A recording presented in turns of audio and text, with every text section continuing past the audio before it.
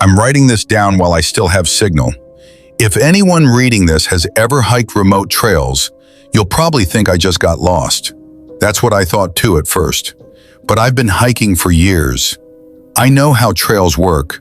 I know how to read maps, GPS, terrain lines. What happened yesterday wasn't normal.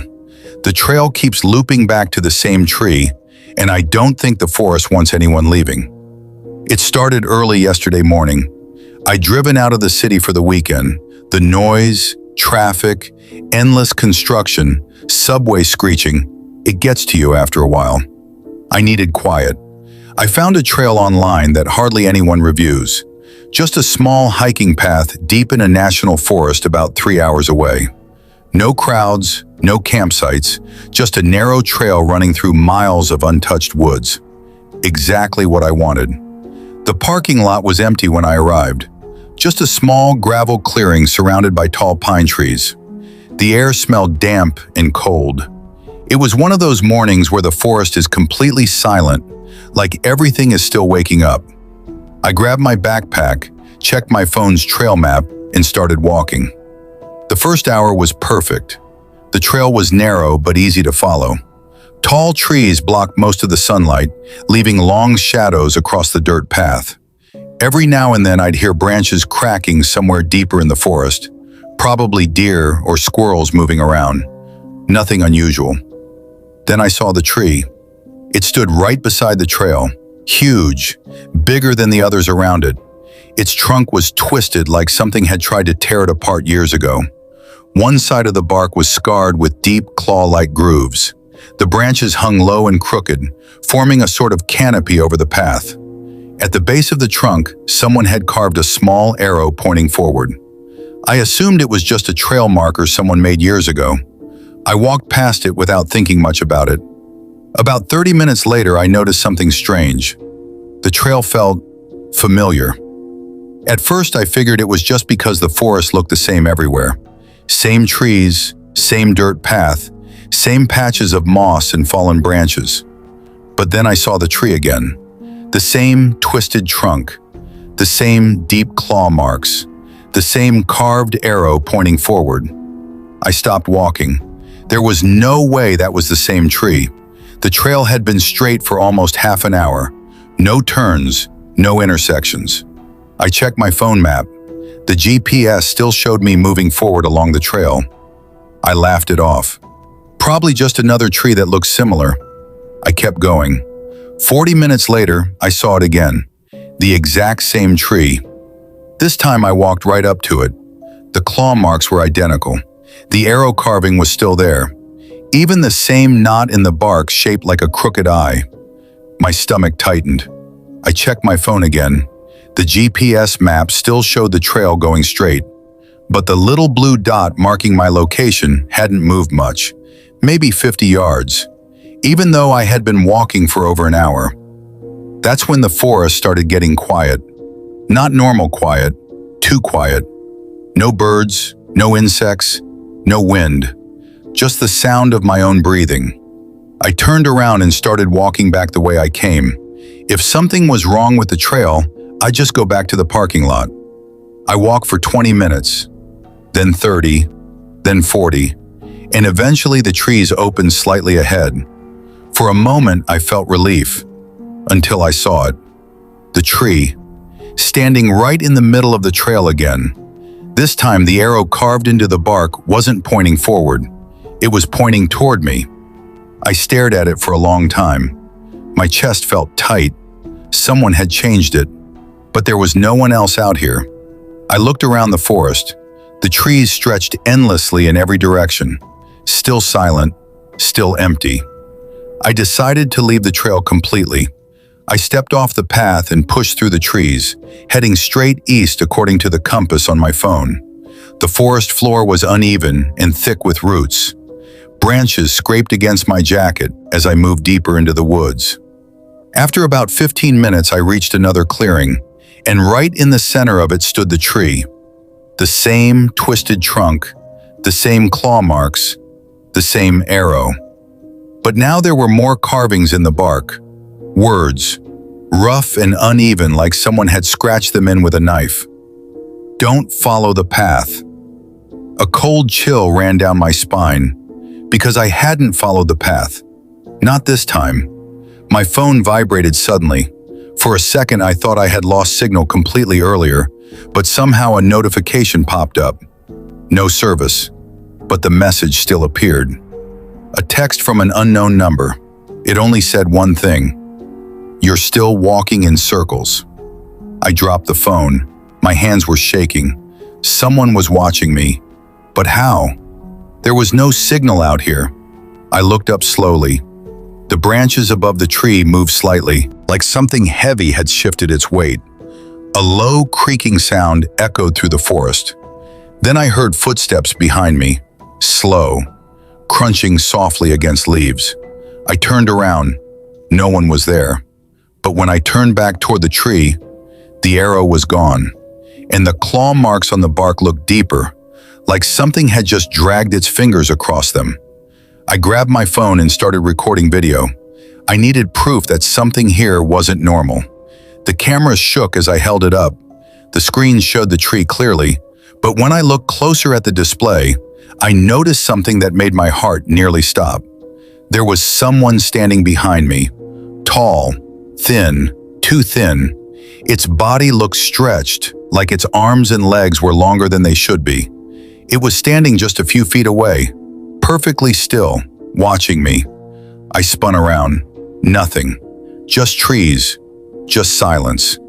When I looked back at the phone screen, the figure was closer. Close enough that its head was almost touching mine. I dropped the phone again. The screen cracked when it hit the ground, but the recording was still running. And for the first time, I heard it clearly. A whisper, soft and slow, right beside my ear. "You found the tree." I ran. I didn't care about direction anymore. I just ran. Branches snapped under my feet as I pushed through the forest. The whispering followed me, sometimes close, sometimes far away, but always behind me. After what felt like an hour of running, I burst through the trees into a clearing, and my legs nearly gave out, because the gravel parking lot was right there. My car was still parked exactly where I left it. I jumped inside and locked the doors. My hands were shaking so badly it took 3 tries to start the engine. As I drove away, I glanced at my phone one last time. The recording had stopped, but the final frame was still visible on the screen. It showed the tree, standing alone in the forest, except it wasn't alone. The bark was covered in carvings now, hundreds of them. Messages scratched deep into the wood. Each one looked desperate. Each one looked like it had been written by someone trying to escape, and every single one said the same thing. The trail doesn't let you leave. I checked the trail map again once I got back to the highway. The path I had followed was gone. The entire trail was missing from the map, like it had never existed, but something else appeared in its place. A small symbol deep inside the forest, marked with a single label: the tree. And when I zoomed in closer, I noticed dozens of tiny location markers around it. Phones, active signals, still moving slowly in circles. So I have to ask something, because I can still hear something scratching outside my window right now. Have you ever followed a trail that kept leading you back to the same place? I didn't plan on going back, not after what happened, not after the messages carved into the bark, the whisper behind my ear, or the thing that appeared in my phone camera. But when I got home that night, something was wrong. I couldn't stop thinking about the map, that symbol labeled the tree, and the tiny location markers surrounding it. Dozens of them, phones, active signals, moving slowly in circles. At first I thought they were hikers, people wandering the trail like I had, but the markers never moved away from the center. They just kept looping, round and round, over and over, like they were trapped. I tried to ignore it. I ordered food, turned on the TV, tried distracting myself, but every few minutes I checked the map again. The markers were still there, still moving, still circling the same location. Then something else appeared, a new marker, farther away, near the highway, moving slowly toward the forest. My stomach dropped, because the marker was labeled with my phone number, even though I was sitting in my apartment miles away. I restarted the map app. The marker stayed there, moving steadily closer to the trail, closer to the tree. My phone buzzed. Another unknown text message. This time it said, "You left something behind." My chest tightened. I opened my camera roll. The video I recorded in the forest was still there, but it was longer now, almost 3 minutes longer than when I stopped recording. I pressed play. The first part looked normal. The twisted tree, the claw marks, the moment when the figure appeared behind me in the camera. Then the footage changed. The camera was lying on the ground, pointed toward the tree. Leaves rustled softly in the wind. Then something stepped into view. It was the same figure, tall, thin. Its arms hung too low, almost touching the ground. The thing walked slowly toward the camera, but its movement looked wrong. Its joints bent slightly in the wrong direction, like it was learning how to walk by copying someone. The figure stopped directly in front of the phone. Then it crouched down. Its face moved close to the lens. Even through the cracked screen, I could see it clearly. The same stretched smile, the same wide eyes. But now its skin looked unfinished, like clay that hadn't fully hardened yet. It stared into the camera for a long time. Then it spoke. But the voice didn't come from its mouth. It came from the phone speaker. My own voice, perfectly copied. "You found the tree." The recording ended. I dropped the phone. My apartment suddenly felt too quiet. Outside my window, the city lights flickered faintly through the glass. Cars passed on the street below. Everything looked normal, but something felt wrong, like the forest had followed me. My phone buzzed again. The map opened automatically. The marker with my number had reached the trail entrance. And it wasn't alone anymore. More markers had appeared, all moving slowly through the forest, all heading toward the same place, toward the tree. Then the map zoomed in automatically, closer, closer, until the entire screen showed only the forest clearing. And right in the center, the twisted trunk, the claw marks, the carvings. Except the tree looked different now, bigger. The branches stretched wider than before, and the bark looked darker, like it had absorbed something. Then the markers started disappearing, one by one, as they reached the tree. The last marker left on the map was mine, slowly approaching the clearing. My phone vibrated again. Another message. "The trail remembers you." I tried turning the phone off. The screen stayed on. The map refreshed. My marker had reached the tree. The screen zoomed in again. Closer, closer, until I could see something standing beside it. A figure. Tall, thin, its head tilted slightly, watching the camera above, watching me. Then the screen changed. The camera view switched from satellite to live video. The forest clearing appeared on my phone, and the figure standing beside the tree slowly raised its hand, holding something. My backpack, the one I had left in the forest when I ran. The thing dropped it on the ground. Then it turned its head slowly toward the camera and spoke again using my voice. "You can come back now." My apartment lights flickered for just a second. When they came back on, the map was gone. The phone screen was black, and something was scratching softly on the wall behind me. Slow, dragging, like claws moving across wood. Then I heard the whisper again, right behind my ear. The same voice from the forest, but clearer now, closer. "You didn't leave the trail."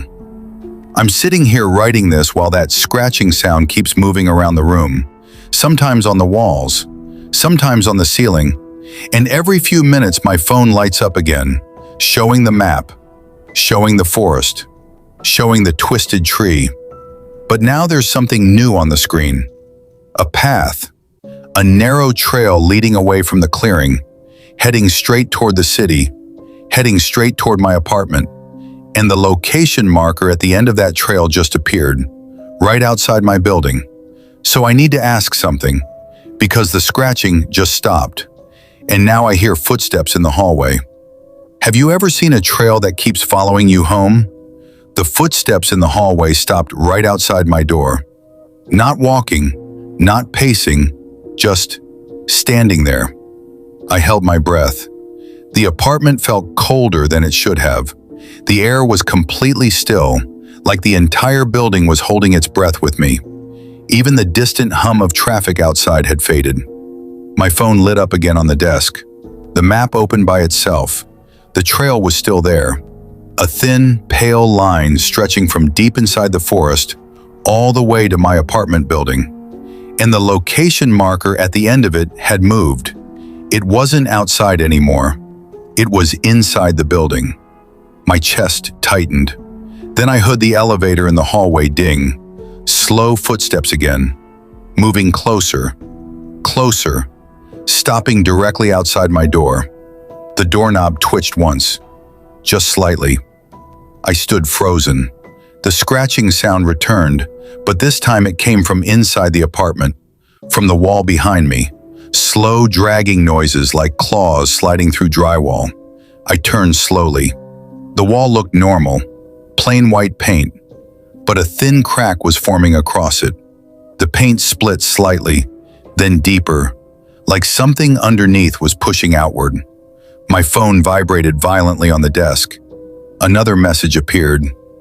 You left the path.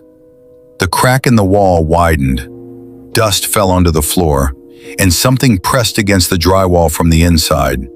A long shape, thin, like fingers stretching through the wall. The knocking on the apartment door started. 3 slow knocks, then silence. 3 knocks again, then the whisper.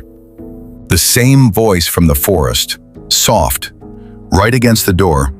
You found the tree. My legs felt weak. The crack in the wall grew longer. Then something pushed through it. A pale hand forced its way out of the drywall. The fingers were too long. The skin stretched tight like wax, and the nails looked like sharpened wood splinters. The hand gripped the edge of the crack and pulled. The wall split open, slowly, deliberately, and the figure climbed through. Tall, thin, exactly like the one I saw in the forest. But now I could see more of it. Its body was too narrow for its height, like its bones had been stretched too far. Its arms hung almost to its knees. Its head tilted slightly to the side, the same way it had in the video. It looked around the room slowly, then its eyes landed on me, and it smiled. The same stretched, unnatural smile. My phone started playing the forest recording again. Without me touching it, the audio echoed through the room, my own voice repeating from the phone speaker. You found the tree. The thing tilted its head again. Then it took a step toward me. Each movement made a quiet cracking sound, like branches bending under weight. My heart pounded so hard I could barely hear anything else. The map appeared again on the phone screen. The trail glowed faintly, leading from the forest, through the city, into my apartment, and ending exactly where I was standing. The figure moved closer. I could smell the forest on it. Wet bark, rotting leaves, cold soil. It stopped just a few feet away. Then it raised one long finger and pointed at the phone. The screen changed again. The map zoomed out, farther, farther, until I could see something I hadn't noticed before. The trail wasn't just a path through the forest. It was a loop, a perfect circle, starting at the tree, running through miles of woods, through highways, through cities, through buildings, and ending right back at the tree. The voice spoke again, but this time it didn't come from the phone. It came from the figure itself, using my voice. You didn't leave. Its hand reached out slowly, long fingers brushing against my shoulder. Cold, colder than anything I've ever felt. My phone screen flickered again. The map zoomed in, closer to the center of the loop, closer to the forest clearing, closer to the tree. Then I saw something that made my stomach drop. The carvings on the bark had changed.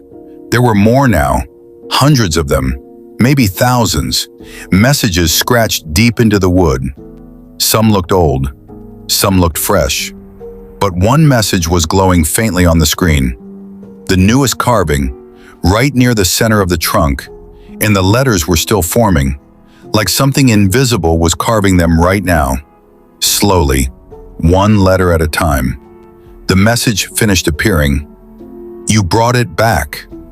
The figure stepped closer, its face inches from mine now, those wide eyes staring directly into mine, the smile stretching wider. Then it whispered one last thing. "Now the trail has two." The lights in my apartment went out. Total darkness. The only thing still glowing was the phone screen. The map, showing the forest, showing the twisted tree, showing two markers standing beside it. And now, a third one, moving slowly away from the clearing, heading toward another trail, another road, another city. So before my phone battery dies, I need to ask something. If you ever see a trail marker carved into a tree, pointing deeper into the woods, would you still follow it?